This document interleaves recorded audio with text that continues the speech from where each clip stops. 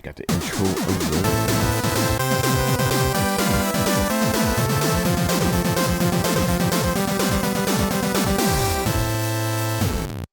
What is going on, people? Welcome to Throwdown Your Questions, episode 293. I'm your host, Tony Polanco, and tonight I'm joined by Emilio Lopez. What's up, people? How's it going? Chris Seeley. Hey, what's up, everyone? Carlos Romero. Yo, yo, yo. Adam Vale. Battlestar Galactica, BBC America. Get out of here, man. And Brett Murdoch. What up, people? Yeah, you guys did hear me before the show. Thankfully, I didn't say anything racist. You know, we were just talking about. Yeah, you guys heard it. We were arguing about whether Battlestar Galactica, the new version, was brought back by BBC. Adam says it was. Me and Carlos say it was not. That was a sci-fi show, bruh. Sci-fi got involved. I'm not denying that, but it was BBC that actually motivated that. Fake news. I'm looking at it right now. Send the link, man. All right. So anyway, we're here. By the way, guys, we actually did not get a lot of questions this week, probably because most of you guys are playing Ghost of Tsushima.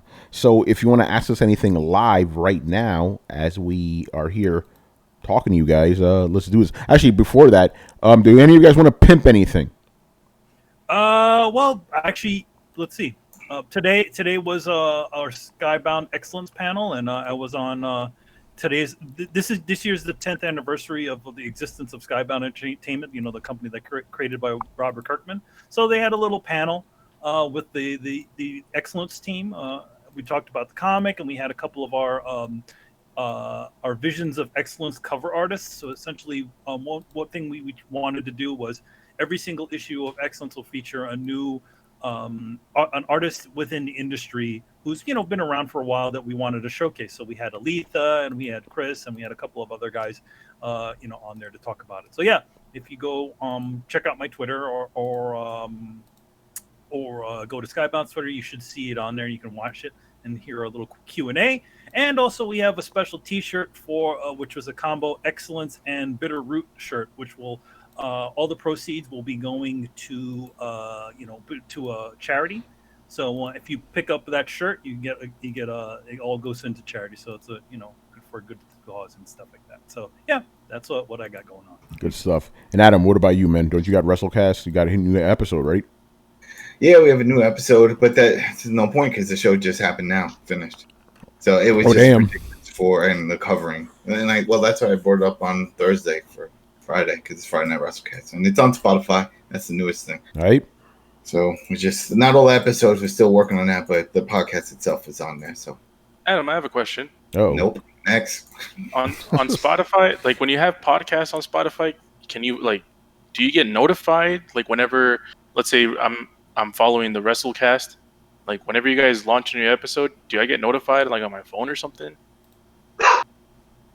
Well, I wasn't asking the damn man. So you're saying that whenever there's a new episode, do you get notifications? Are there notifications that pop up? I don't know if Spotify has that option. That's a good question, because I haven't found any notification center on that. Because I remember I was looking for music and it doesn't do that. It'll send an email based off of if an artist comes out with something new, but the email. They don't send a notification. Yeah, but it will pop up on your feed. So once you load up your Spotify, it'll show a list of the newest ones, and it'll pop up there. So that way you'll see it. Cool. But yeah, it's crazy. It shows a lot of details. It can show exactly how long someone's been listening. So if they just listen for 5 minutes or 2 minutes, I could see that. Does it tell you the person? No.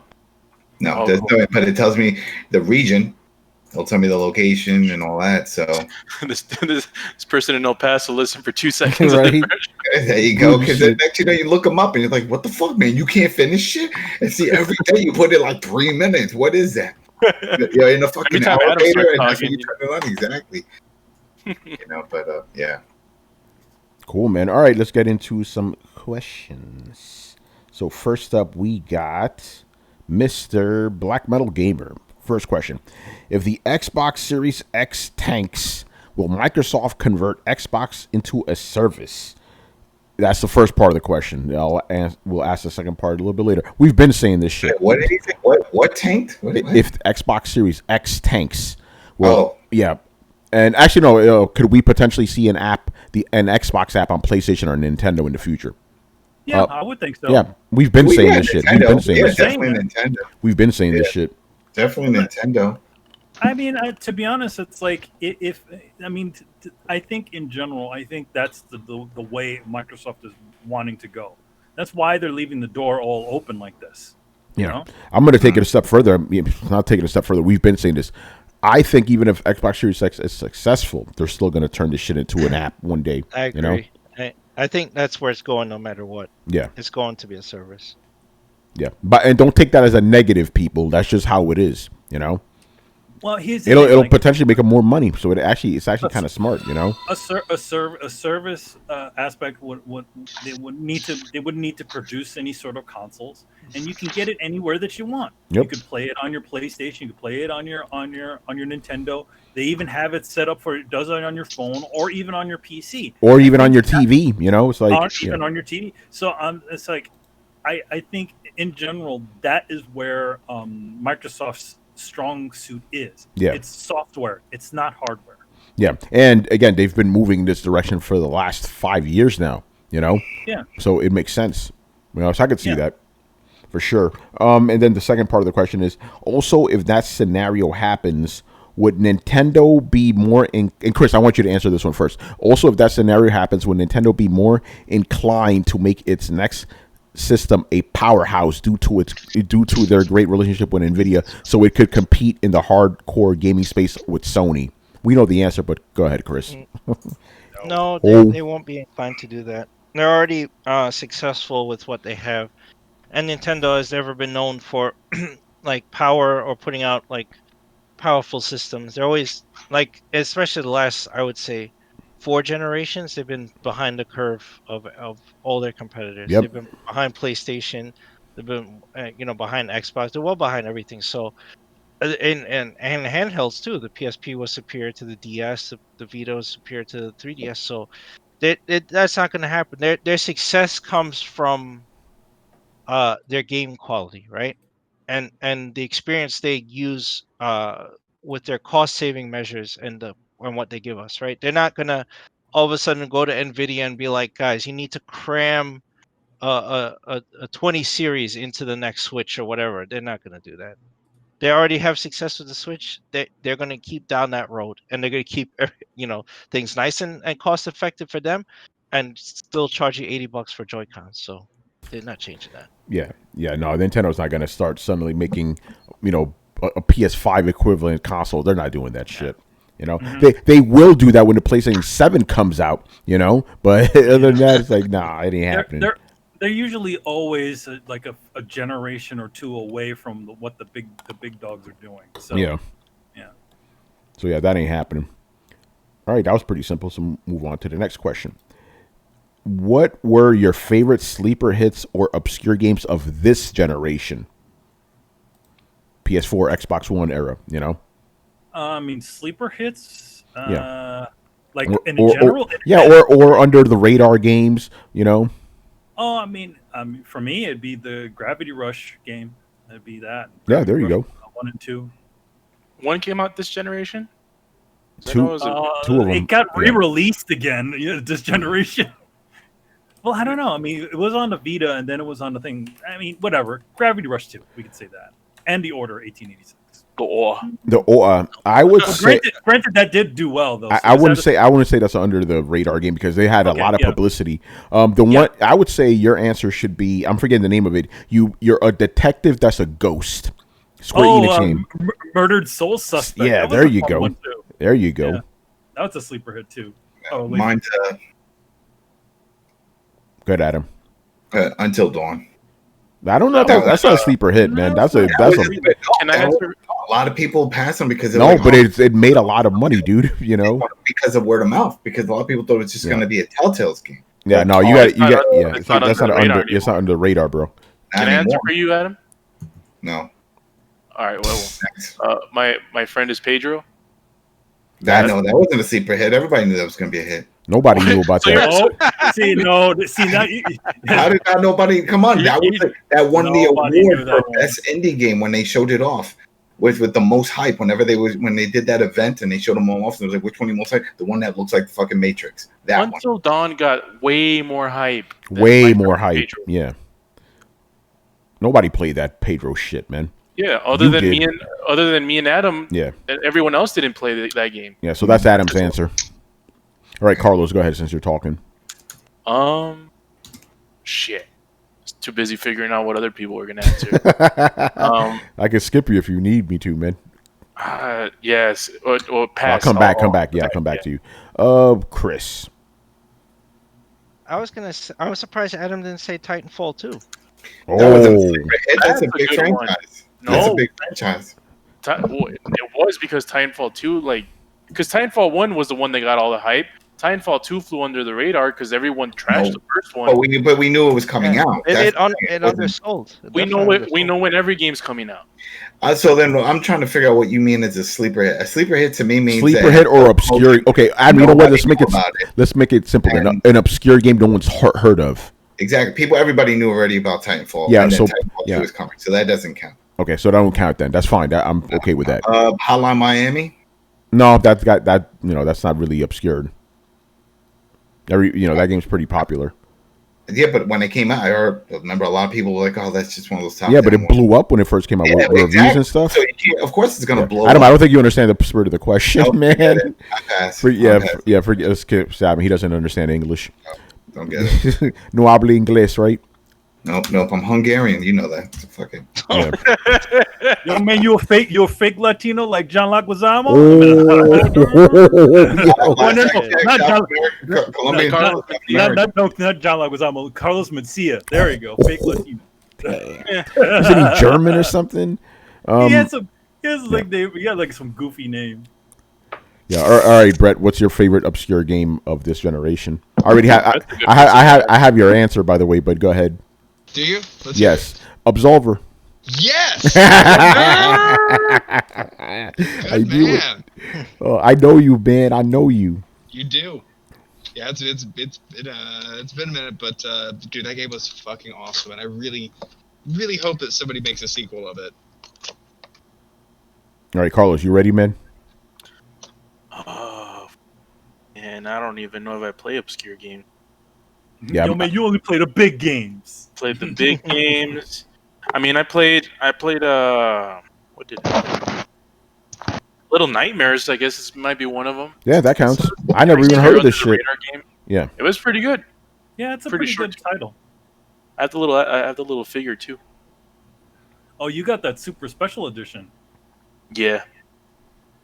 Comes with the little yellow yellow jacket dude. Mm-hmm. Yeah, it's a good game. It's gonna get a sequel.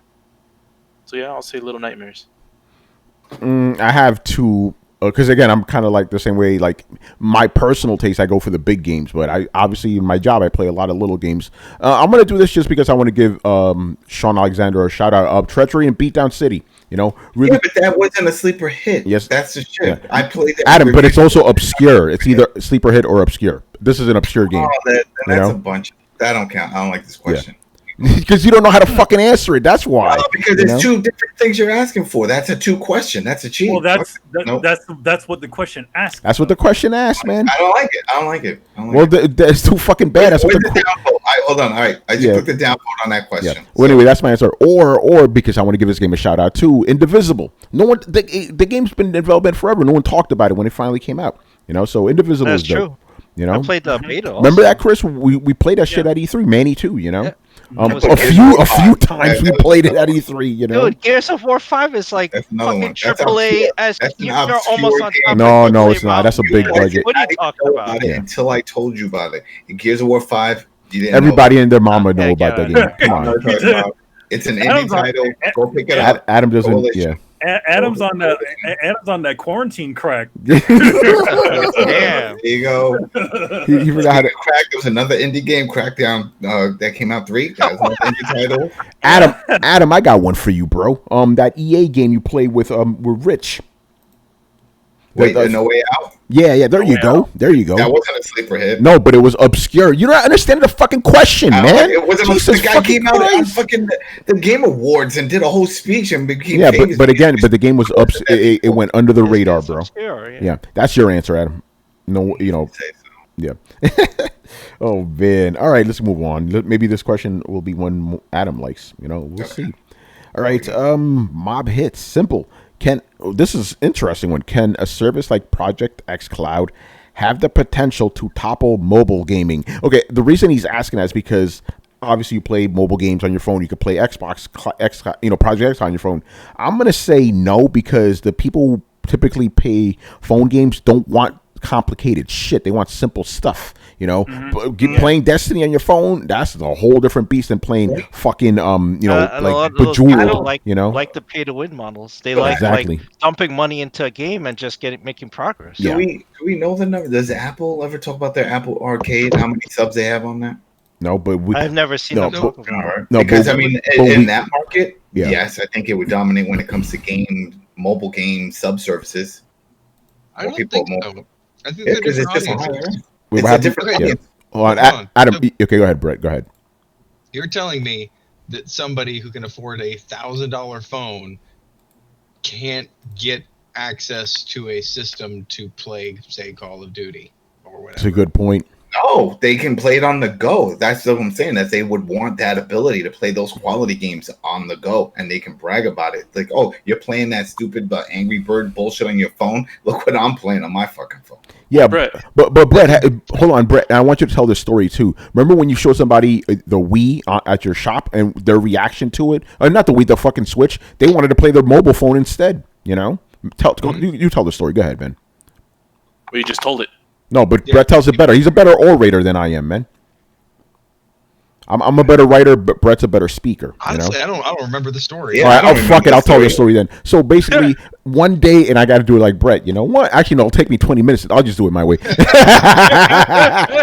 So basically, Brett's doing working on a tattoo with some guy, and the guy's playing on his phone and shit, right? So Brett's like, "Yo, check out the Switch," right? He's like, "Isn't this dope?" And the guy's like, "Man, I want to just play this instead." Oh yeah, that's right. I just want to play stupid menial bullshit casino games or whatever. Yeah. Yeah. And that's my point. It's not that they can't afford the service. It's just they don't want to play those type of games. The people typically, I know I'm generalizing, but whatever. We got to move the discussion, obviously. People who generally play these games don't want a complicated experience. They want something simple. The majority of them are kids. They're kids that play Or they're No, adults. no. Yeah. We see the No, numbers. they're We not. see the numbers. No, We the see the majority numbers. of phone owners are not kids. They're not kids, man. I know the ones that are playing it are. No, When it comes to any of those phone games, Dude, so, My mom plays phone games. I was just about to say, dude, So my mom, yeah, my mom plays- so she plays messaged- she got the Apple Arcade. She pays for that. We're talking about mobile games in general, bro. We're not talking about. I was Apple talking Arcade. about sub services with the mobile. We're talking game. about the question. Yeah, we're talking about. Well, I don't like the question either. Damn, man, Adam's on some This is a bullshit whack tonight. night. Whack questions, whack night. You know what people just that go. You can't tell the fans are asking whack questions, man. man. Yo, What are you helping you, man? step up your game. Step up your game.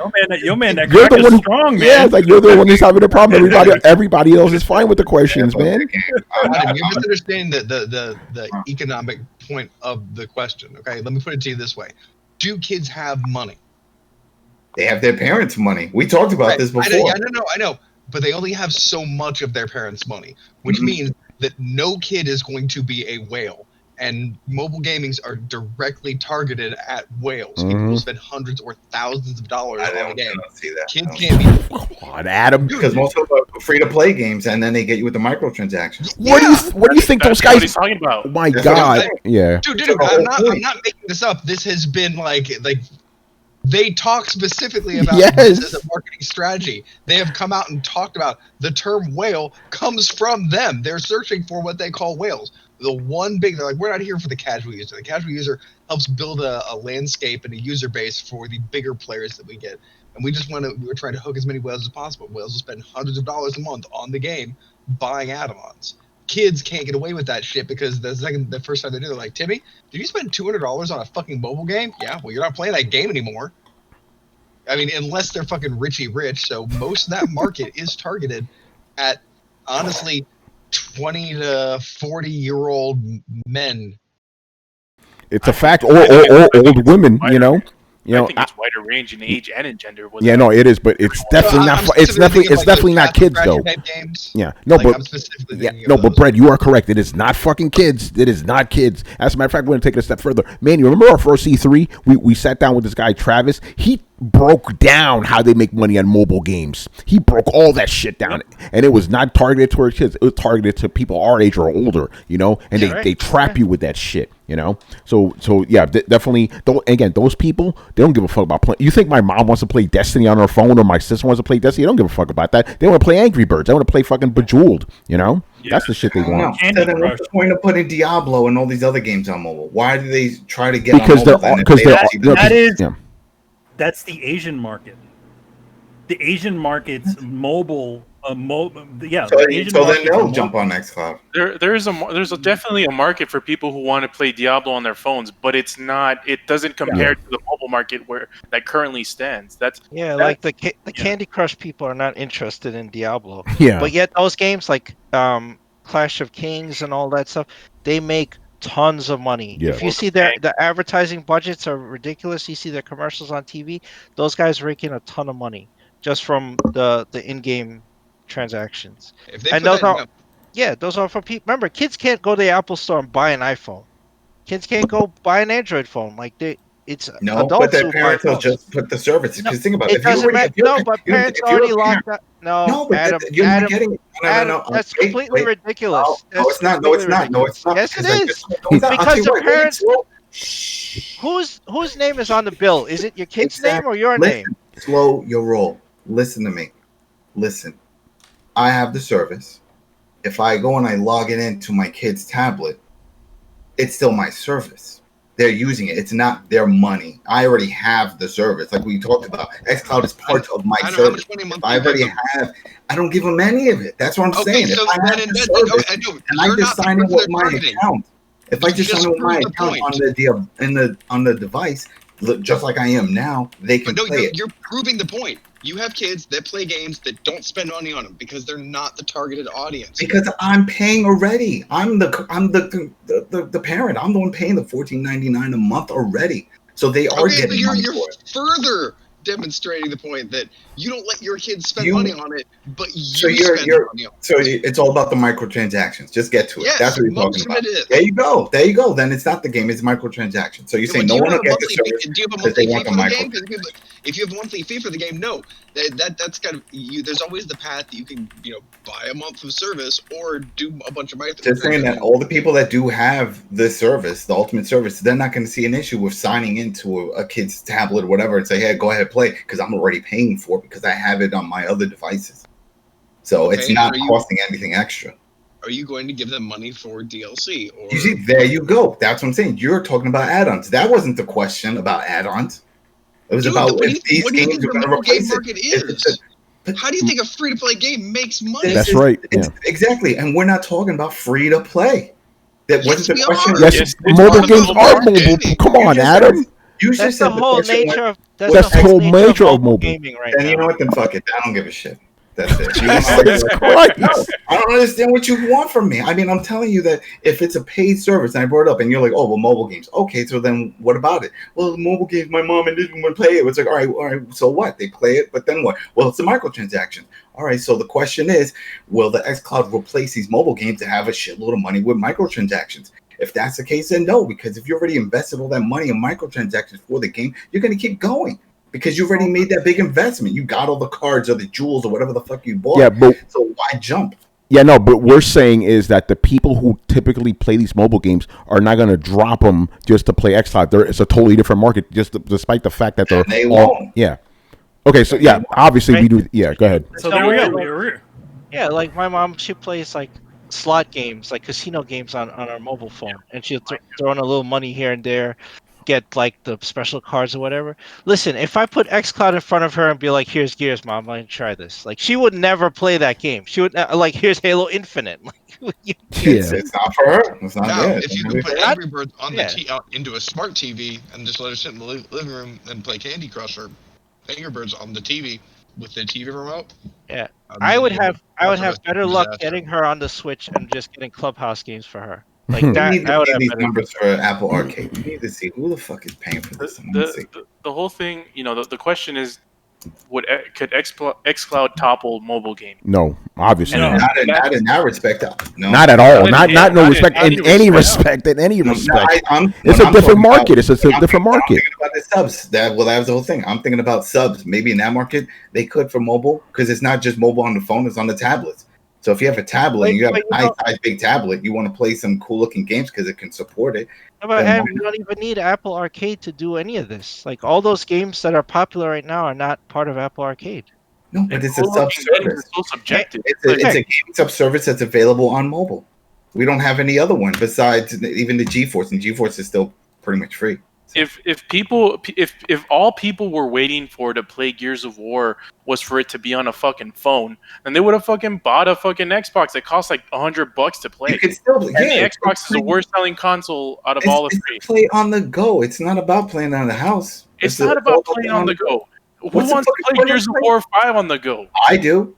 Remember, I want to play with a controller. I'm not going to do the touchscreen. It supports a controller. I definitely want to play it on the go. I want to play Call of Duty on the go. I want to play my LA Noir on the go. I want to play my table tennis on the go. I want to play Tony Hawk on the go, and not the bullshit phone games with the touch. But you're Phil's like favorite person because he knows that he's got you. Really? Because I don't like Halo. I'm not his favorite person, and I don't like Forza. I'm not his favorite person. You have 2 Xboxes and you play for Xbox Live. I don't have the new one. Yes, I do pay for it because it's a good value. Yes. Yeah, you're one of the fish that Phil Spencer always can rely on to hook on, just like me. I'm one of them too. Because I don't even want to play that shit on the phone. I do want to play it on phone, especially on my tablet. I got a fucking I've had an Xbox. I've had an Xbox since it fucking came out, and I don't want to play fucking Gears of War. I don't want to play Halo on the phone. Well, you're a letdown to the generation, but other people do like. So my generation, the millennial generation, that's the millennials. Millennials are out. So your generation's out, and the boomers are out, and everyone else. Boomers been out a long time ago because of the fucking lead in the water. You're just getting rid of the whole market.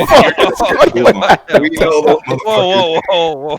Come on, Matt, and fucking Ronald Reagan's the devil. So let's just keep moving. Next question. Damn, Adam, what is it with you tonight, dude? Adam's on something, man. That quarantine crash. I'll tell you who started this shit. Fucking Carlos started this shit with Paris. That fucking pissed me off. Wait, what?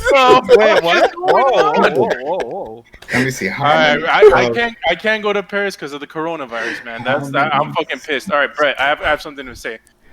So you mentioned earlier about you mentioned earlier about people buying $1,000 phones and not being able to afford consoles. Did I quote you correctly? Yo, Pac-Dan, don't worry. I don't know what we're going on about either anymore. Yeah, I think we're lost. By the way, Pac-Dan said, if only you guys checked the emails, you would have understood the question. Speaking of emails, and I just sent it. Apple Arcade has 12 million subs. Oh my fucking god! All right, let's see if Adam likes the next question. There's a lot of fucking subs for crappy ass games. Oh my god! All right, this is not a incendiary question at all from Lego Bro. How low should we keep our expectations for the Xbox event on Thursday? Oh. Damn, son. Damn, you're already judging it. I keep it. Wait till you hear his next question.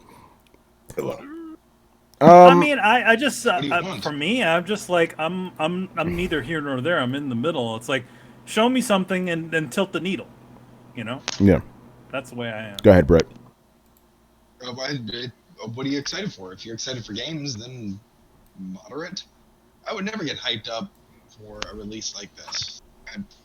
There are things to get hyped up for. Even games, like, yeah, sure, let yourself be excited, but don't let yourself get hyped up over announcements. Let yourself get hyped up over things that don't even exist yet. Yeah, well, what'll happen? Hey, we're gonna show you a bunch of stuff that's not gonna be coming out on launch. It's coming out though. Yeah. It could be that. Yeah, I mean, for me, the PlayStation conference was kind of a letdown, and the first Xbox one was a letdown. So it's like, yeah, my expectations are pretty low for everything. So hopefully this one, if it has something better than the previous two, then I'll get hyped. I'm gonna say be cautiously optimistic. They could show some good stuff. I don't really see the point of going into this being all negative. Doesn't do you any good. At the same time, doesn't do you any good to be all hyped up either. Be cautiously optimistic. That's what I'm saying. Because Xbox. I'm gonna say this: Xbox has a really good opportunity here to like wow people and potentially bring people over to their side, right? Because let's just be real right now, and I'm saying this as the guy with the fucking Sony hat, right? Microsoft actually, even though these games are going to be on other systems and stuff, they still have actual big games, right? What's Sony's biggest game this fall? Let's just be real here. A game that could have been on, Miles Morales, right? A game that if it's a PS5 game, it probably could have been on PS4 easily. I kind of see that game. Game. Yeah, that's what I'm saying. It's Not like a real game. It isn't, and that's my point, right?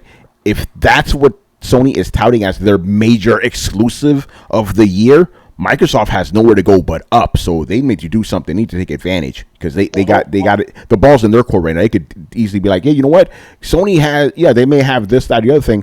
We have actual fucking games. What about you guys? You know what I'm saying? So No. Yeah.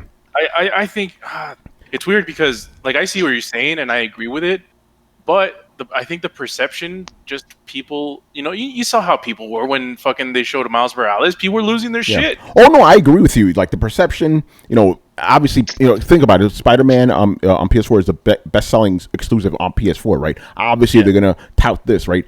I'm just saying it's like, and I'm pretty sure the game's gonna do fine. I'm not worried about that. But again, at the same time, it's like, yo, that's really Sony's biggest ace in the hole, a fucking extended deal, a trumped-up DLC. And if you guys have heard the show, I changed my mind on what I said originally. That's going to be a $60 10-hour game. Watch. That's what I was saying. Yep. I mean, you all, I agree. all called me fucking. Me and Adam said that shit right on. Yeah, and now I agree with you. And now I agree with you. Well, I mean, we never. I don't know. I the only thing I disagree kind of is the whole $60 thing. I think it might be. I only do it. disagreed on the fact that it was a full game. I said it wasn't a full game. I disagreed on that, and I still say it's not a full game. But I did disagree on the price too. But that's irrelevant. That's irrelevant. Yeah. I think we all agree now. That shit's gonna be $60. That's gonna be a $60 game. Or $70. Oh, attack on that next gen tax. Yeah. Right. Oh. Sony's like, yo, give us all the money. You mean tell that story. I was just about to say that. You mean the way they try to get me for Ghost of Tsushima, try to charge me $70 for that shit? Oh yeah. Yo, so let me tell you guys something, right? Keeping it real right now, right? I'm not really used to buying games anymore, right? Because I get sent games, but I didn't get a copy of this one, so I'm like, okay, let me go buy it. So I go on PSN store, I type in Ghost of Tsushima, click on it, $70. I'm like, it's kind of interesting. That's the only one available. Go on my PS4, right? Type it in. $70. I'm like, this is fucking interesting. Adam had to send me a fucking link that he used earlier in the day so I could fucking find the $60 version. So you see, and here's the kicker. Here's the kicker, right? I was about to buy this shit just because it was simple. I'm like, I don't want to go through all this shit. Let me just fucking click on it and buy the game. You think a lot of people won't do that shit? I don't want to pay $70, but it's easy. Just click on it. I'm telling you, watch out, people. And not to mention, I also did the search too on my end, and all that would come up would be that $7 version. Yeah, exactly. It wasn't just a me thing. Same thing with Carlos. We had a bunch of us doing that. We could only find the $70. The only reason we found the $60 one is because Adam had a link from earlier in the day. All I did, not even then. All I did when you said you couldn't find it, I just went to PlayStation. I went to the store. But we all did that, and then it filled in. I know, but then as you see, that's it. I saw both of them. I saw standard and the deluxe, and I sent you the standard. The only thing I can think of is that certain regions aren't updated, and they didn't refresh. I don't know. Got to be something on their end with the servers. I don't know. Pac-Dan asked, "Why did that happen?" We could only speculate, obviously, but I don't know. And this was across the PlayStation Store on the web browser. This was across the PlayStation Store on the PS4 and on the app for like 4 of us independently. Yeah. Anybody in the chat? Is it still like that? Can you guys go take a look at anybody if they're on their PlayStation? Can they?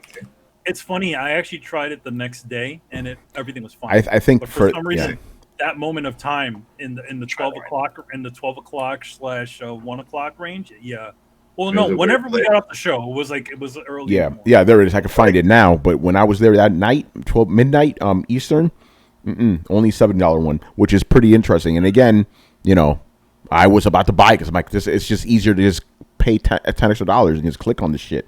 I'm pretty sure. Here's the probably was an error, but maybe not. And I'm just I got it now. yeah. So did I. So I got it too. Which is pretty interesting. Anyway, the next question is also related to the Xbox Series X show that's coming on Thursday. I got a little bit of announcement about that, by the way, people. Oh, Thank you. Should be pretty cool. Okay, will any of the next gen games at the Xbox event look as good as The Last of Us 2 or Ghost of Tsushima? If not, that is a shame. oh, that's a really We can't good answer that. question. I don't think we can Yeah, answer like that. will Halo Yeah, look it's as like good? wait and see. Yeah, I don't know. We have to wait and see. Man. yeah. We I mean, can't answer Yeah, that. that's We could that's hope. yeah, We that's could hope they better. They fucking better. They fucking They better. should even look better. They should be the better butter shit. They should make all the shit that we have now look like fucking N64 games or something. But we're not gonna get That that. ain't happening. That's asking too much. That's I'm asking. pretty sure Halo Infinite is gonna look good. I mean, I'm comparing it directly to The Last of Us 2 and Carlos, Ghost of Tsushima. Carlos, you're a Halo guy. What do you know about this? Is this an open world? Is this like Destiny? Because that's what I'm getting from when they're like, "Oh, Infinite," and they show the planet and stuff. But I don't really know. What is it? What is it? Still a linear story, or is this an open world? Where are they going? with it? I have no clue. They haven't said anything. They just All showed. right. So I thought it was just me. I was like, maybe I'm missing something. But you're saying that they haven't said anything. All right. So there's nothing. Yeah, there's a lot of rumors going on about this, but yeah, Because what in my mind, when we very first the whole thing with the cloak and all that in the desert, when we saw that, first thing I thought of, and with the wording of Infinite, is that this is going to be way in the future. They're going to be different versions because of Master Chief, and it'll be a custom one, whatever you built, and it's pretty much going to be like Destiny, but in the proper Halo universe. I don't think. Well, I don't know. I it's hard to speculate with that game, especially because 343 is the one making it. So I don't know how. They always take different directions with every Halo game they make, and who knows what they're gonna do with this one? Is it gonna be an open world? It very well could be, but I don't know. My money is it isn't. It's still going to be a first person, though, right? Can you see them Yeah. going the route of like giving the option for first and third person, like in Fallout series? No, they're gonna go first person, just exclusively. That would be different now. Yeah, that would change it up. They're gonna. I mean, who knows? Is it gonna look better than Ghost of Tsushima and Last of Us 2? Is it? I mean, it's kind of subjective at this point. Like, Yeah, Ghost of Tsushima doesn't even look as great as people make it seem it is. Oh, But I mean, that's what's comparing apples and oranges. what yeah, happened, Brett? exactly. That's another thing. Wait, I didn't hear that. What? Say that again. So that's also comparing apples and oranges. Yeah, that is also true. Yeah, Halo is more. It's a sci-fi first-person shooter game, and the other ones are, a Japan-based one, more post-apocalyptic Is it one. selling well in Japan? Are they acknowledging and accepting a Western-based game? That's a good By the way, here's the thing about Ghost of Tsushima. Very interesting. I'm glad you asked that. It is the third Western game in history to ever get a perfect score from Famitsu. Nice. And from what I'm hearing from Japan, people who are buying it, they love it. They like the fact.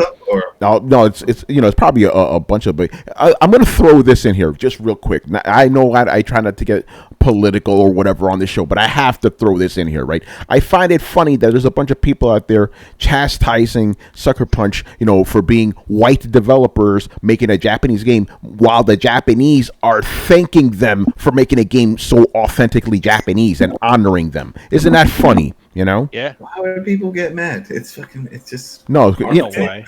you know why, but we're not getting. I know that. Yeah. I know, but it's still. But I'm glad. I just hope, on that same regard, I just hope that the people that are, especially with the Japanese, are very pro-Japanese. They're just proud people. Yeah. Just accept that this is a great game about your culture and buy it. So far, that's Enjoy it. so far that's Yeah, what's happening. it's like- So far that's what's Throw happening. no shade on it. Yeah. It's quality. I don't like the game, but go ahead, enjoy it, play it. Yeah, no. Here's the thing about Japanese people: they really like it when other people give their culture respect and acknowledgement. They like that stuff. It's just Western people don't seem to like it when Westerners do that. It's fucking stupid, Well, here's the big irony of it. and I can say this because I'm a tattoo artist and y'all can't fuck with my job.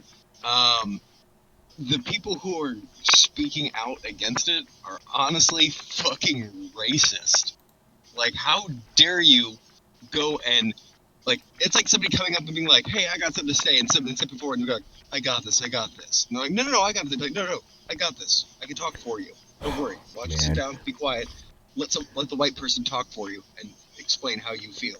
Like, how fucked up is that? No, it's funny you mentioned that, Brickers. And this is the last thing I'm going to say, and then we'll move on. I did specifically see somebody saying, not about this game, but another game. They said, "Oh, the Japanese people don't understand how racism works, so we can't take their opinion seriously." They actually whoa, that sounds racist as fuck. You know, Jesus, man, it's hilarious. So quick little fun game, lighten up the mood. Can anyone name the other two games? Tony might have the article, so. I don't. I just saw the tweet. Gears of War. Can you name the other two games that got perfect? I honestly don't know. I would have absolutely no idea. Is it Metal Gear Solid 5? No. that's not a Western. It has to be Western game. It has to be a Western game. Was it Mass Effect? Wait. No, let's make this. Wait, what generation? Is it this current generation or last? That way it narrows it down. No, in all history. In all history. I mean, Yeah, it's all history. Two, so, it's all history, but the other two games are from last gen. Okay, so we that's can what I'm narrow it saying. down. Yeah, so it's something. Yeah, narrow it down. So last gen, 2 Western games. They got perfect score on Famitsu. Perfect score. One of them I could say a detail about it that everyone won't get it. All right, I'll give a kind of detail on one of them. Brett loves this game. Oh, Wait, It's Bloodborne. wait. Last gen. No. Last gen and Blood. Well, guys, chill the fuck out. Bloodborne's a Japanese game. Come on. okay. But it's last gen anyway, so it doesn't count. A last gen Western developer. Huh? I'll throw mine in. It's probably wrong, but I'll say Red Dead Redemption. No, that's not one. Okay, there goes that. Carlos, Skyrim. Yep. Okay, that's one. Yeah, when you said Brett loved it, I'm like Skyrim. Yeah, you just have to go to the Bethesda kind of thing. Yep. The second one, I'll give a clue. Oh man, it's hard giving out a clue with this one without just giving Basketball. No, come on, man. No, they like sports, man. They love basketball and they love baseball. So. Shit. I'm guessing the clue is going to give it away, isn't it? It's gonna give it away. Well, you know what? Just say it just for fun, even though we're probably going to get it. It's Well, I would assume. All right, I'll just spitball because Brian's not here. I'll say GTA 5. Oh, well, I was gonna say. Yeah, that's it's the obvious Brian's favorite one. game. Okay, yeah. So basically, Skyrim, GTA 5, and Ghost of Tsushima are the only 3 Western games that got perfect scores from Famitsu. It's impressive. GTA really gets me because they're so strict over there with things that you would think that they would just. They ain't as strict as Australia, you know. Oh yeah. No, Australia, man. They don't play. They had to change the game to get it sold there. Japan is not, as crazy as Australia is. Or Germany. Yeah. Yeah, Germany's crazy. Yeah. I went to Japan a couple of years ago, and there was I went to the Akihabara, right? It's like the otaku kind of capital of the world, and I went to the store that has all of these figures. They had One Piece figures, it had Dragon Ball figures, all the anime figures and manga figures that freaking anybody will want. And right next to it, there's like a small ass closet, separated by like a little cloth, and on that side it's just a whole bunch of like adult based figures. And I'm like, it's like crazy. It's like all these little kids running around buying like Goku figures, and they could easily just stumble upon this stuff. It's like, it's weird. It's weird to think, like, you might think that Japan is like really conservative in that aspect, but sometimes it's like, damn, crazy shit. You would never have this in America. Don't they fucking sell panties and like vending machines over there? Like, come on. I heard dirty panties. That's what I heard. I don't know. Is that true? I heard dirty panties and vendors. I don't know about dirty panties, but they do sell panties. Well, that's what I heard. But Japan is they're very freaky. Let's just say that, probably because they're so sexually repressed over there. It's crazy.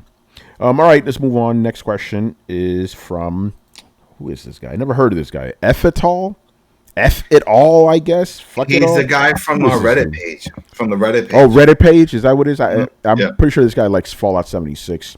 So his question is, first one, what do you all think of Ghost of Tsushima? So let's talk about the game. What do y'all think? Manny, why don't you start us off and then we'll just jump in.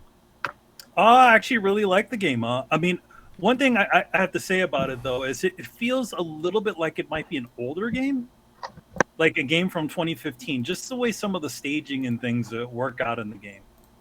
But yeah, it's Is that in a bad way or a good way? no, I don't. It's not a bad way because I feel like it feels like it doesn't feel nearly as polished as something like a Horizon Zero Dawn does.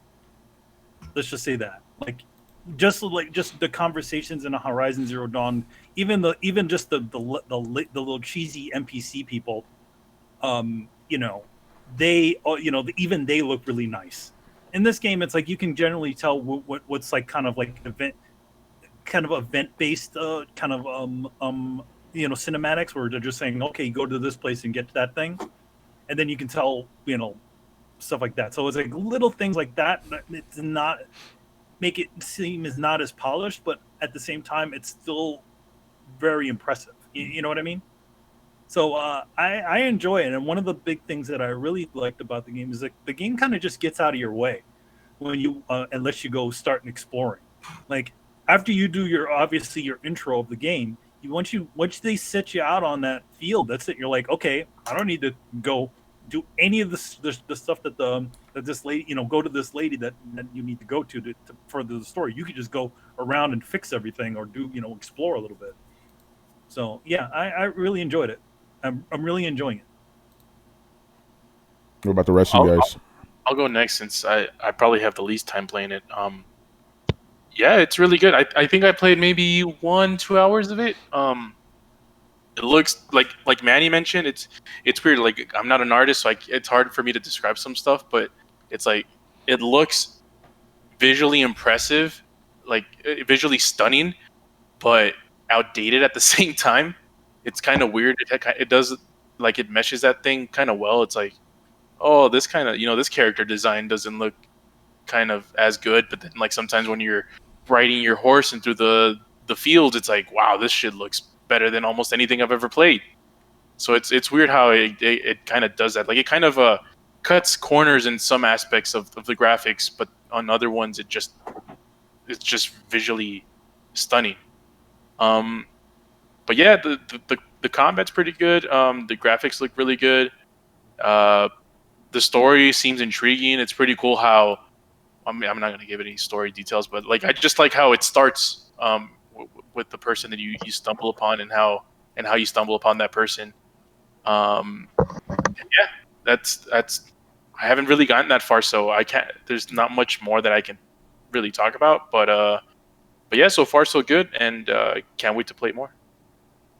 Right, who else played this shit? I know you did. I did. Yes. Brad, why don't you regale us, man? I kind of know the thing that they're talking about where they said feels dated. I said the same thing when I honestly got to the Dark Souls franchise, and I came to find out I think it's the feeling of being barren. It's the feeling of emptiness. It feels like a kind of big lonely world, but at the same time I kind of feel like it's supposed to. And I don't mean like a big lonely world. It's just we're so used to set pieces being just drip fed, and the game does a really good point. I've noticed this even with the music. Like there'll be moments, there's a lot of the game doesn't even have music. You just sit there and hear the wind blow and see it's about serenity, it's about time and quiet. So I think that they're playing up on that. They're depicting a time when there wasn't a house or a village every 30 fucking feet, and I kind of like that because to me at least it feels very much like that tranquil transient peace kind of moment. Like it has a very kind of Japanese vibe to it, and I think the pacing is something that they nailed extremely well. But I think it does alienate Western audiences a little bit when you're it's like going to a wilderness preserve and being like, I'm really used to theme parks. Like, where's the line for the water fountain? Like, dude, there is no line for the water fountain. Like, I mean, I didn't. I just felt it just felt like older. It just felt like older titles where like it has a little bit of the Shadow of the Colossus feel, except there's more there's more activity within the world outside of, other than killing the Colossi. Man, go ahead. Can I put it? Oh, go ahead. I'll put it in these words. Like, I think for me, it best sums it up. It's like you're playing a remaster of a PS4 game. Does that make any sense? Like it was a formerly from another generation.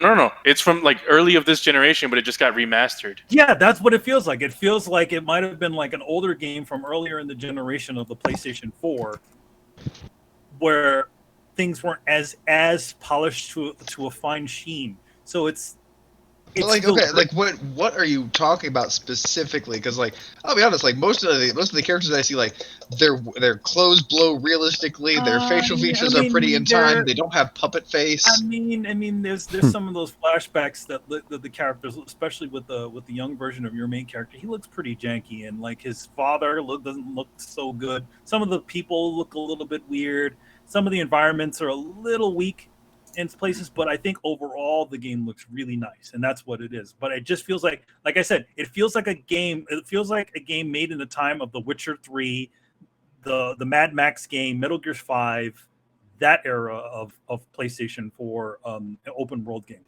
where they're very well made, but they're still still not to the level of something that came out very recently.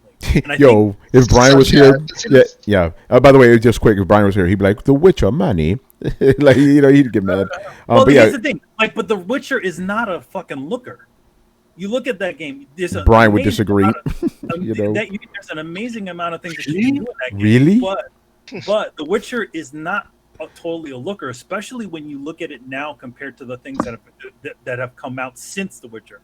You know what I mean? So really? I think it was a selling point for video cards. I forgot what video card it was that I wanted to get, and it came with Witcher. It was like, oh, look at the power, look at the performance. But at the same, like I said, it feels like a game from that sort of era, which is not a bad thing. It just feels like I should have been playing this like in 2015. But it doesn't make it any less any worse game. But that's just the way I sort of felt. But again, it's not a bad thing. Yeah, by the way, I might agree with that by the fact, like, it doesn't feel like everything after Horizon took the DNA of Horizon. And while there is some of that in there, it doesn't feel like it's taken the DNA of a lot of the things that have come recently. But I don't necessarily exactly. That's what it is. It feels like an open world game made pre Horizon. Yeah. But I don't mind that, because if you remember correctly, I didn't fucking like Horizon, so I don't. You didn't. The fact that every game wants to take after it is kind of. I'm also talking about a game like Red Dead Redemption. Like Red Dead Redemption is polished to a fine sheen. No, but Brett, no. But some of the people still look funny. You didn't like Horizon because you thought it was just the. It didn't bring anything new to the table. It didn't innovate or anything. But graphically, that's like I don't.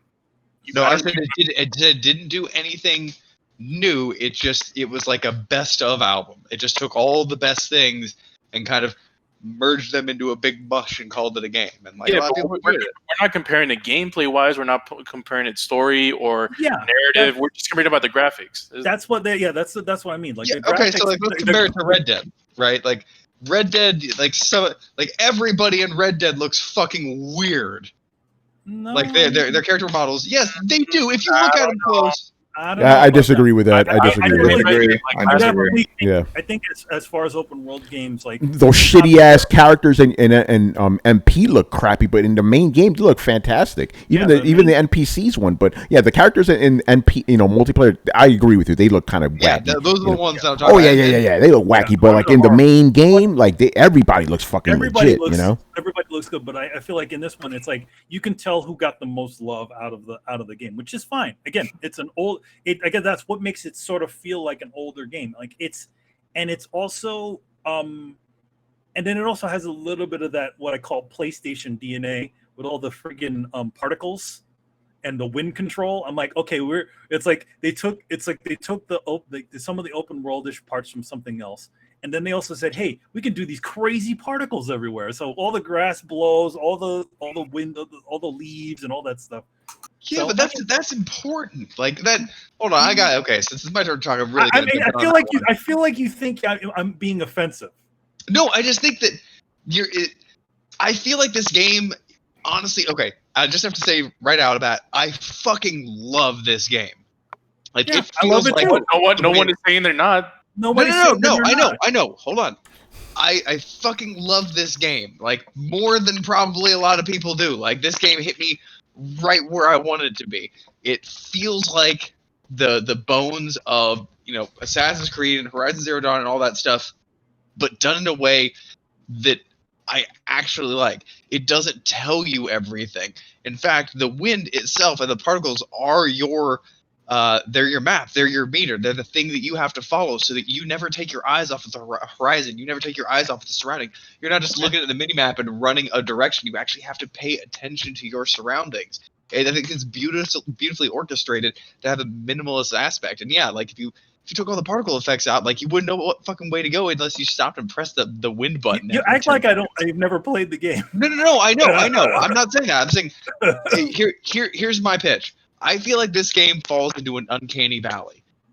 When the uncanny valley, for those who don't know, and I know everybody on the panel knows, is that when something looks so realistic, it becomes almost disturbingly not realistic because it's almost there, but not quite. I think it's going for a I don't mean aesthetically. I don't mean visually. I feel like it's going for a hyper reality. It's realistic enough, but not to the point that it's still not afraid to be overly saturated like a game. But again, that's unless you're playing it in Kurosawa mode. Oh, never mind. Here's the thing for me. Like The Last of Us 2. Actually, Carlos, I'm sorry. No, Brett, I want to hear your point, man. I don't remember it anymore because I kept getting fucking run over. What? By who? By Manny. I kept telling Manny, I'm not talking about visually or aesthetically, and I don't remember what I was talking about. So is it just the feel of the game that you're talking about? I don't remember what I was talking about. Yeah, because I know you were talking about the gameplay or something. Damn, I want to hear Brett's point. God damn it. Yeah, me too. Sorry about that. That's fine. Oh well. Continue then. Oh yeah, I didn't give my fucking opinion on the game. Your opinion, motherfucker. The game's fucking awesome. Here, and you guys know me, I wasn't really hyped up. I was like some samurai game. It's some fucking open world game. Here we go with this shit. I spent all day with this motherfucker today, man. And I'm gonna say this right now: that wind mechanic is fucking genius, man. Remember back in the? Go ahead, Brett. Say it now. Say it now before you forget. Oh, okay. The game falls into Uncanny Valley. I was talking about the Uncanny Valley. This game is honestly so fucking good that you see the imperfections as a glaring fault. Yeah, some of the character models, the secondary character models, could use a little bit more polish. But the fact that we're even talking about that as like the biggest gripe that we have should show how good the game is. We're directly comparing an open world game visually to a Naughty Dog game where they only have to render in a small section of the game at a time. Like, to me, that is the fact that it's even standing anywhere near a Naughty Dog narrative-driven game in terms of its appearance is fucking staggering because Naughty Dog is the high watermark, and that type of game can only usually be done, I thought, in cinematic, closed-off little kind of sequences. But this game is fully open world, and it's going toe-to-toe with The Last of Us. I think that speaks fucking volumes. And so then there are people like, it doesn't look quite as good as The Last of Us. I'm like, it shouldn't look nearly as good as The Last of Us. The fact that we're I'm not actually comparing it to The Last of Us. I'm just saying that it just feels like an older Keel game, like a game that was made in an earlier era, like in the 2015 era. I agree. It has that vibe, but I don't know if it's because of any particular way that it has a deficit, just as much as like the tone and the feel just kind of feel that way. But I think overall, despite that what I said, I think the game, gameplay wise and exploration wise, is really a great game because it just doesn't, like I said before, it gets out of your way. It lets you play through that little on rails section, in the beginning of the game, and then it just opens up.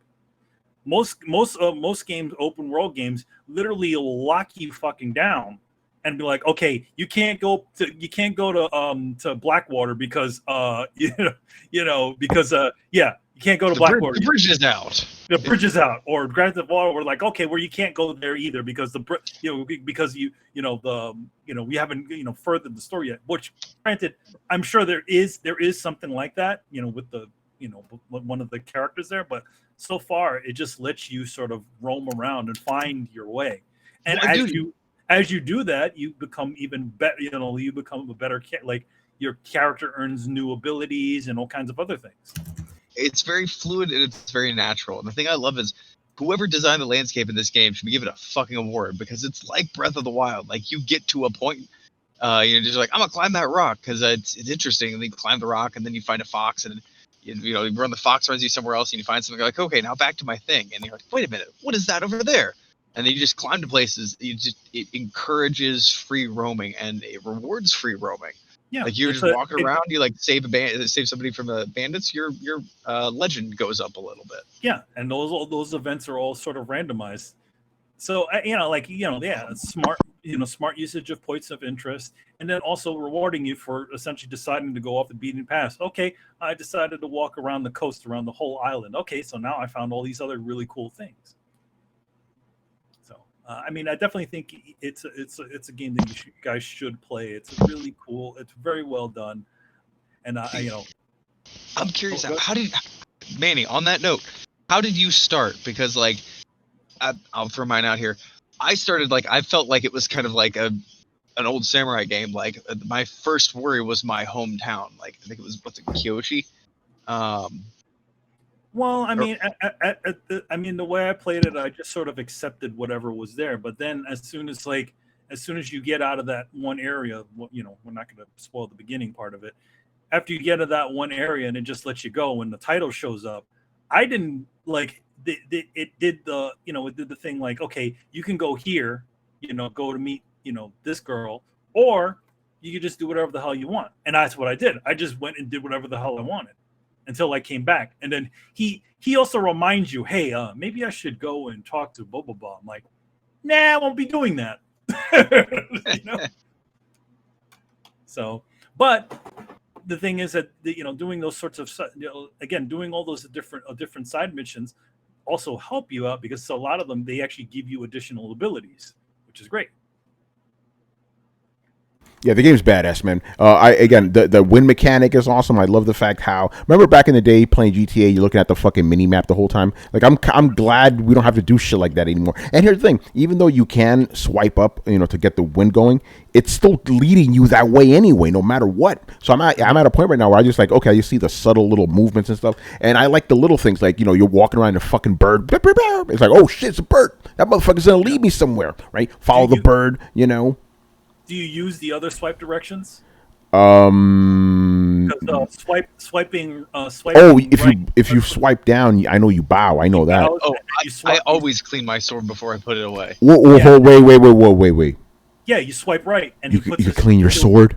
Yeah, he'll either put it in his arm, or he'll go whip it, and then all the blood will come. Oh, you mother! I got to do this shit now. And I didn't know you could do. What about the fucking flute? How do you, is that the flute changes the weather to be sunny? Oh man, I got to do this shit right now, man. But yeah, no, the game's cool. Here's the thing. I'm gonna say this. I see where you're coming from, Manny, about like the kind of last gen-y graphics, but here's the thing: I expect that from any open world game. Like, the characters look a little off, and then the actual world looks good. The only exception, obviously, Red Dead, where everything looks fucking good. I look at Red Dead and I look at Horizon. I feel like those are the they're so polished and so thing.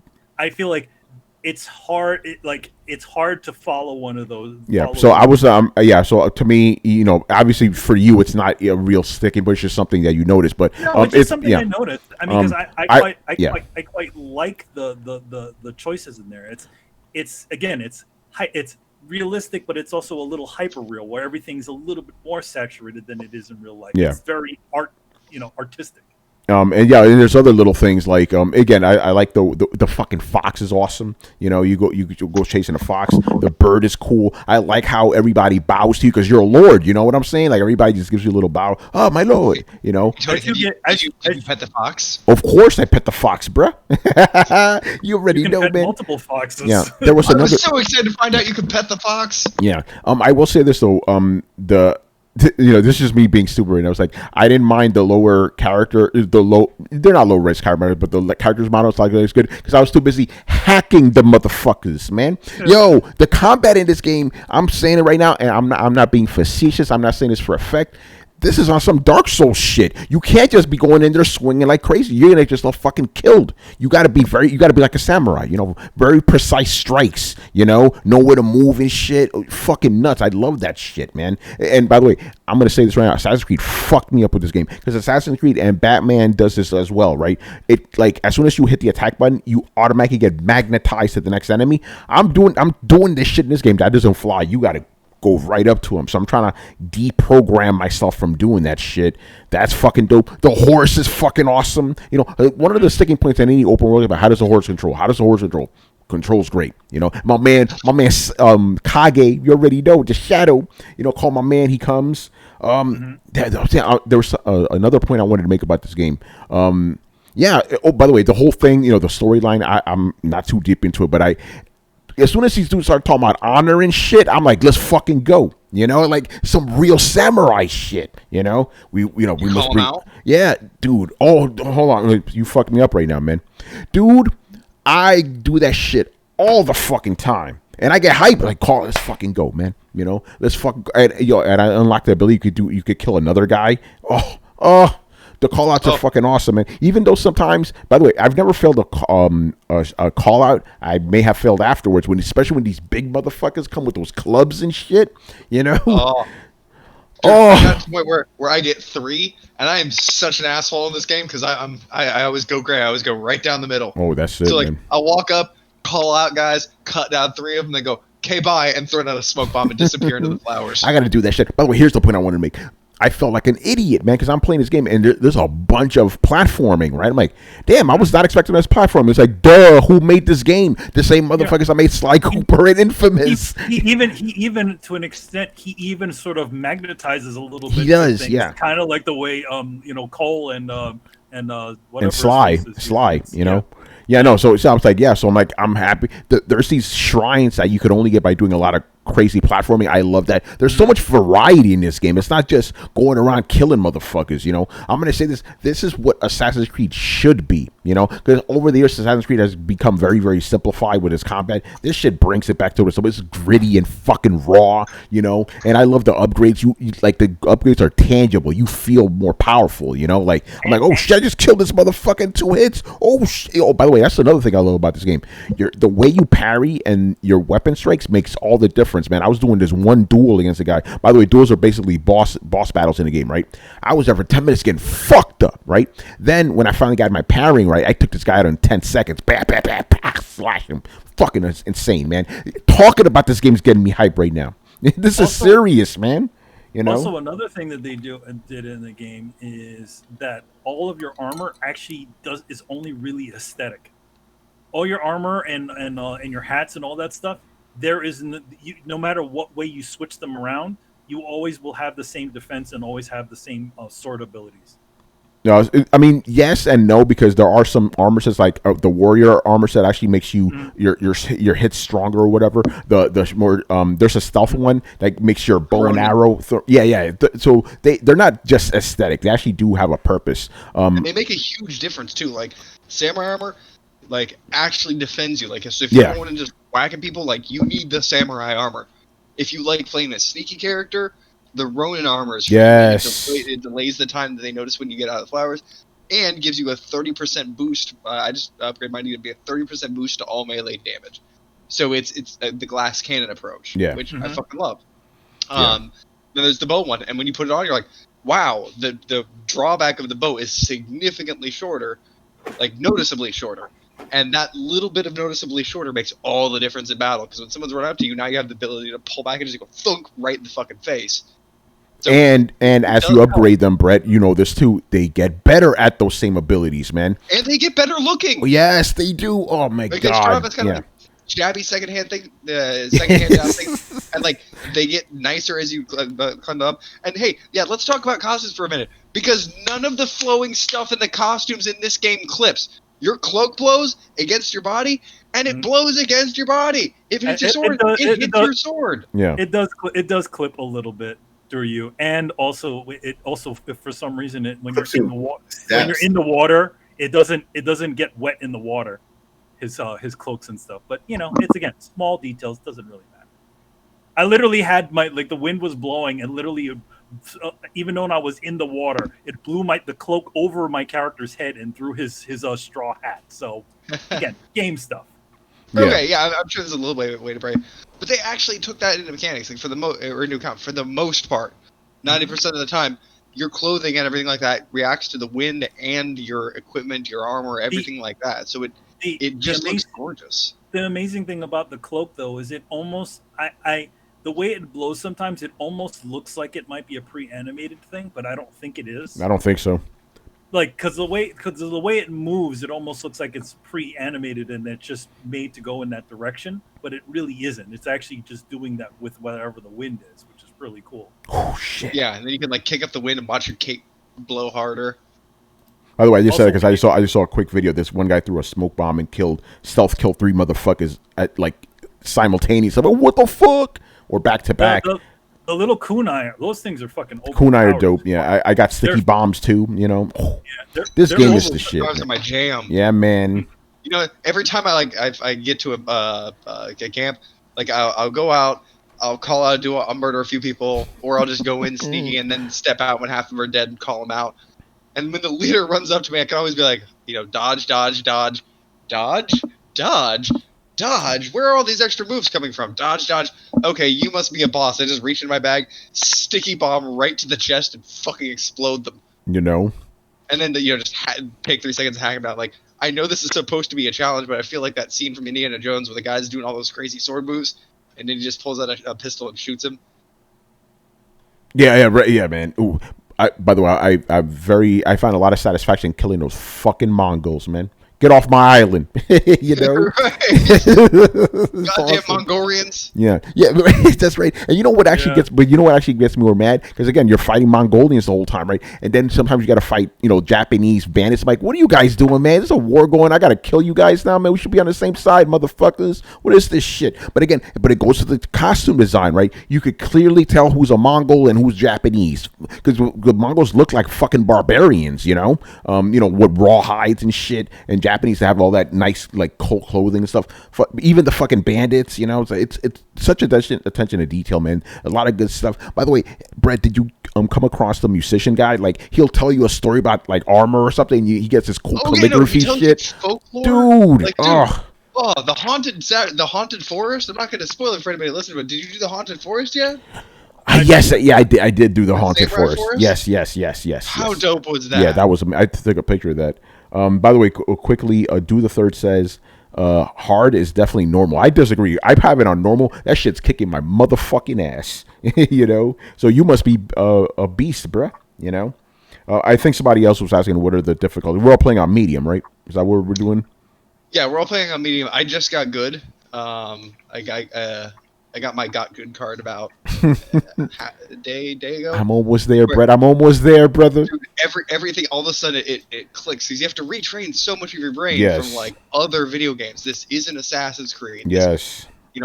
The other guys do not give a fuck if you are fighting somebody. They are not going to do you the favor of standing around and letting you finish. That's In a fact. They're going to be like, now's a great time for a power attack. Just because. Oh yeah, these guys they'll nip you, man. They don't give a shit. No, so that's like I said before. That's what's going on with me. I'm still in the process of unlearning what I have learned, as Yoda would say. A treat like Bloodborne. Violence and empathy. That's exactly what it is. You have to play this shit like a Souls game. Close, but not twice. A Souls game, you block and then you rush in aggressively. This is almost every enemy you fight like a Souls boss, where like a boss, you hack them a couple of times, you get your couple licks in. Don't get greedy. Keywords: don't get greedy, folks. then back up, let them do their thing, make Yeah. a mistake, come back in and finish it off. So it's even a Souls game. Like, you generally are more aggressive. Like, you wait for your moment, then you become hyper aggressive, and then kind of back off. But this one, it reminds me so much of if Bushido Blade were an open world game. Like, yeah, man, like, especially in the beginning, before you start leveling any kind of armor up, you're just running around in a blank robe and tatters. Like, somebody shoots an arrow at you, there's half your health. Yeah. You catch 2 arrows, like, you're dead. I'm like, I mean, because I found myself saying, like, man, this is bullshit. Like, I get stabbed with the sword once and shot with an arrow and I'm fucking dead. And then I thought about what I just said and I was like, huh. Yeah. Actually, Oh, by the way, Yeah. quickly, Violence Embassy said he didn't mean he did, because I said Dark Souls. He actually said Bloodborne. He says it plays like Bloodborne when you get good with the gun. So yeah, I could see that. You know, it does, yeah. Like, Yeah. when you get at a certain point, like, and I'm sure he's a parrier, I'm a dodger, and I found out that, like, much like Dark Souls, the game accommodates both approaches. If you just want to step out of the way, that's fine. If you want to parry them, that's fine. Either way, you can still get a couple of stabs in. Yeah. But, parrying is awesome. The game is very unique in the sense that it teaches you to be still, and it teaches you to be calm, and do the minimal amount to do the maximum amount of damage. Like, in so many games, I have found myself, hack and slashing, like, you're just kind of jamming the buttons together, and, like, you're halfway through the combo, and you just instinctively, like, finish the combo out. So after you drop an enemy, you get 2 more sword swipes. It just happens. It's a fact of life. In this game, it teaches you to be, like, calm and still and kind of be aware of every action you have and every button you press. Every time I kill an enemy in this game, I just stop. There's no extra sword swings. There's no extra movement or dodge. I stop exactly where I want to, and a body drops behind me. It's like a beautiful moment. It cuts out like a samurai game. Like, you go and you stab 2 guys, and then as they're falling, you swipe the thing, you wipe the blood off your sword, put your sheath it as the bodies are falling. It's a beautiful moment. So it's teaching you to kind of go from, motherfucker, get this combo out, and react, and get this combo out, and then dodge left and dodge right, and then I'll be mirrored to the next guy who's going to come at me. It's hard to explain. It's a lot of little things that it doesn't do that make its combat feel more like combat. Like, feel like samurai sword combat instead of swinging an anime sword around. It's hard to explain. It's like the difference between an action shooter and something more realistic, where some of the guns feel heavier. When people talk about the guns feel heavier and more realistic, that's the kind of difference I'm talking about here. Yeah, no, like I said, you can't just be going around swinging like crazy. That's not going to get you anywhere. You got to be very precise about it. And again, if you do things right, you press 2 buttons. I'm talking about parrying and attack. You kill a motherfucker right there. And normally in games, I'm a dodger. That's what I like doing. But parrying, the animation is just so satisfying. I want to get good at it, just so I could just kill dudes like that. Just parry, kill, parry, kill, parry, kill. And I'm pretty sure I'll get better at it. But yeah, the combat, again, you got to deprogram yourself from all the bullshit games you've been playing, because this one, you got to master it like a samurai. It's good stuff. All right, and the last question of the night, also from Mr. F et al, is Ghost of Tsushima a potential Game of the Year contender? Oh boy, I'm gonna say yes. Now, I'm not saying it is the Game of the Year, but it's definitely in the running for sure. One of the best games I played this year for so far, Reggie. It's dope. My personal favorite is still Final Fantasy VII Remake, but we'll see. But yeah, this one I could definitely see it winning a lot of awards at official things, and I see gamers in general.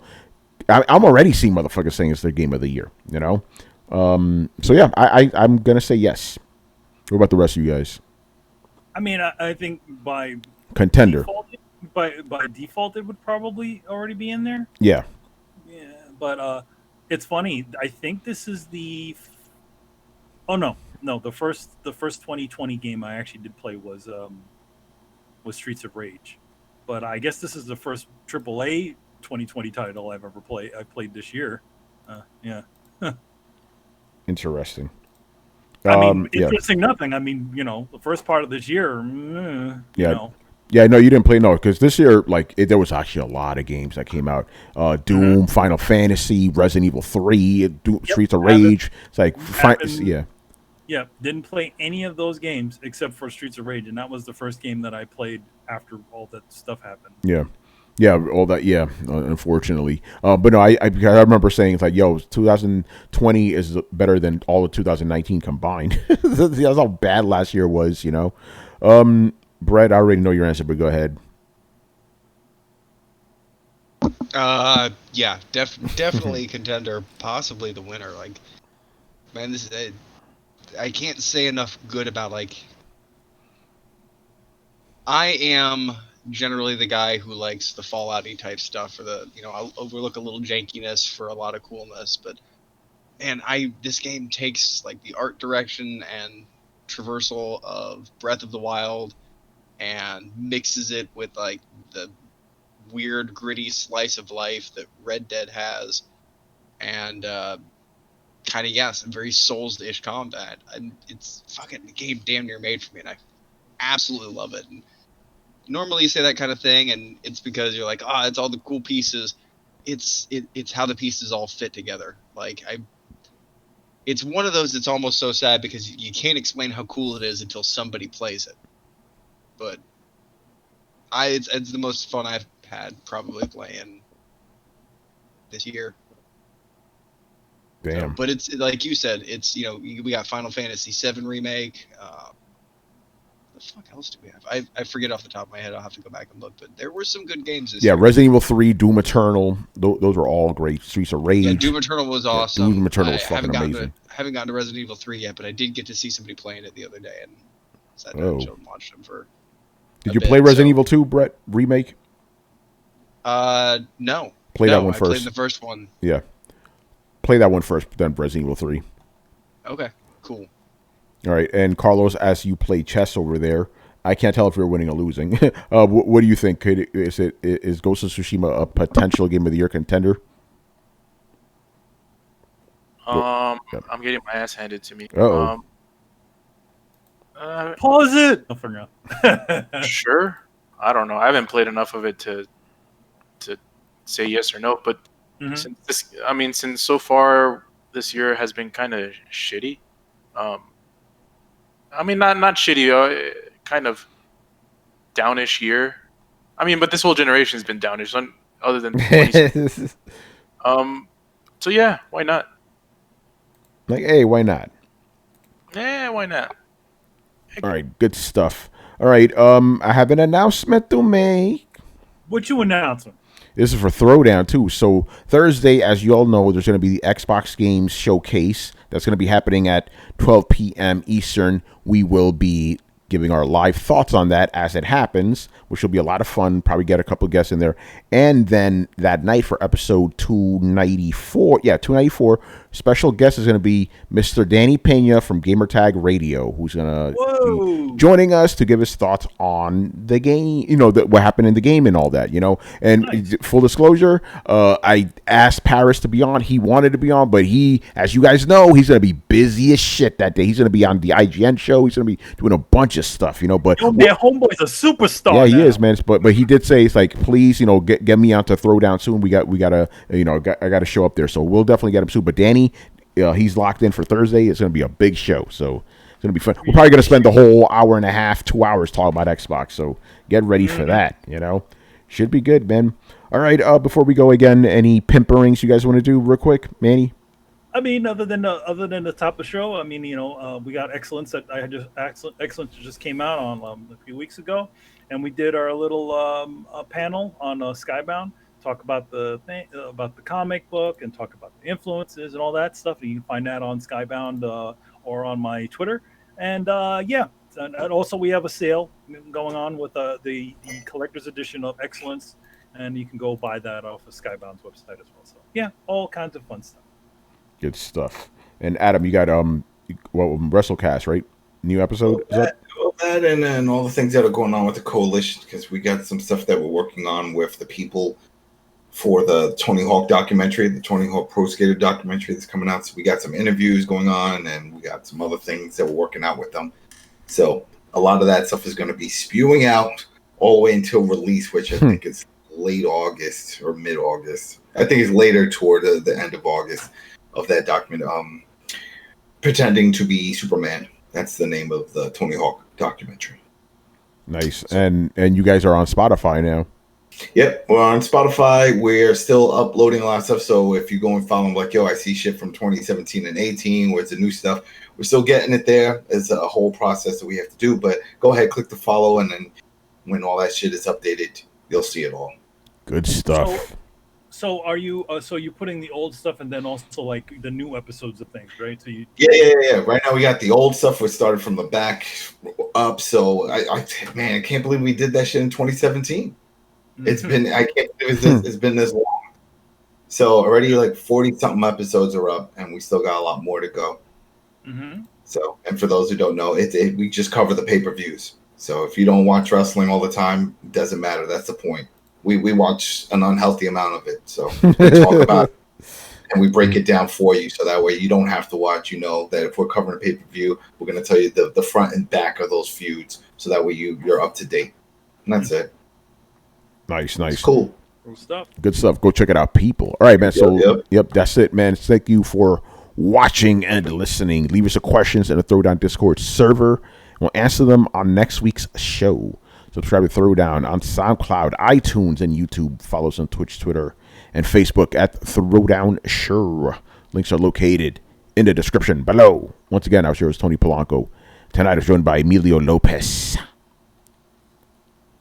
See you later, people. Manny, you're muted. See you later, guys. Yeah. Chris Seeley. Hey, take care, everyone. Carlos Romero. Peace out. Brett Murdoch. It's the real party, people. And Adam Vale. Let's just hope for some surprises for Thursday. That's Let's go, man. You know, Thursday's going to be a good show. Just hope for surprises. That's all we want. All right, people. We'll see you on Thursday for 2 shows that day. Get ready, man.